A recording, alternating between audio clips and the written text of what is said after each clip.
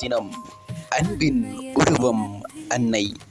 இன்று பொழுதின் பெரிதுவக்கும் தன் மகனை சான்றோன் என கேட்டதாய் என்ற வள்ளுவரின் வாக்கிற்கிணங்க ஒரு குழந்தையை இவ்வுலகிற்கு அறிமுகப்படுத்தும் முதல் தெய்வம் தாய். உலகெங்கிலும் உள்ள தாய்மார்களை கௌரவிப்பதற்காக கொண்டாடப்படும் உன்னதமான நாளே அன்னையர் தினம். தாயின் தியாகம். தாய்மை என்பது வெறும் உறவு மட்டுமல்ல, அது ஒரு உன்னதமான அர்ப்பணிப்பு. 10 மாதம் கருவில் சுமந்து தன் உதிரத்தையே பாலாக ஊட்டி வளர்க்கும் தாயின் தியாகத்திற்கு ஈடு இணை ஏதுமில்லை. ஒரு குழந்தை பிறக்கும் போது ஒரு தாயும் மறுபிறவி எடுக்கின்றாள். தனது விருப்பங்கள் சுகங்கள் அனைத்தையும் துறந்து பிள்ளைகளின் உயர்வுக்காகவே தன் வாழ்நாளை செலவிடுபவள் தாய். முதல் ஆசிரியர் மற்றும் வழிகாட்டி. ஒரு குழந்தையின் முதல் பள்ளி தாயின் மடி. பேசும் மொழி முதல் பழகும் பண்பு வரை அனைத்தையும் கற்றுத்தருபவள் அவளே.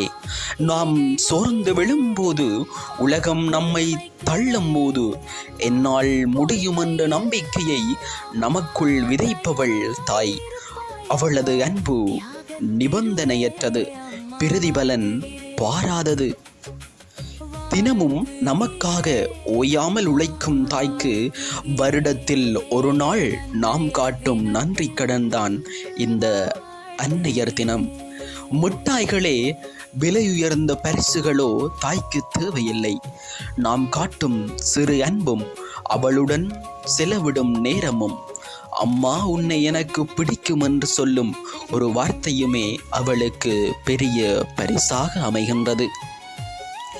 தெய்வம் எல்லா இடங்களிலும் இருக்க முடியாது என்பதால் தான் கடவுள் தாய் என்ற வடிவத்தை படைத்தார். தாயை போற்றுவது என்பது ஒரு நாளுடன் முடிந்துவிடக் கூடாது.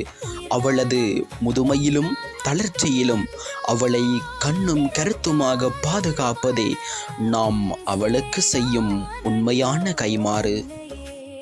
அன்னையும் பிதாவும் முன்னறி தெய்வம் என்பதை உணர்ந்து நம் வாழ்வின் ஆதாரமான தாயை நேசிப்போம், மதிப்போம். அனைத்து அன்னையர்களுக்கும் திருநியூஸ் குழுமத்தின் இனிய அன்னையர் தின நல்வாழ்த்துக்கள்.